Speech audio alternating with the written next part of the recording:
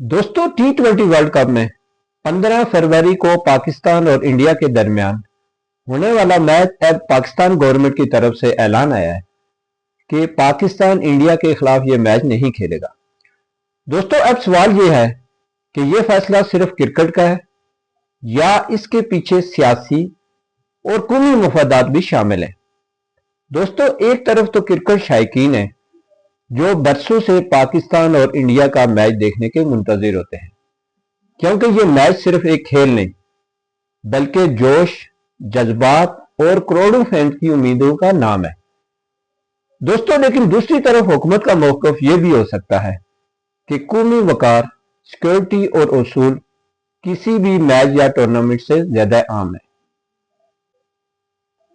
दोस्तों अब सवाल ये है कि क्या पाकिस्तान गवर्नमेंट का यह फैसला दुरुस्त है या फिर क्रिकेट को सियासत से अलग रखना चाहिए था।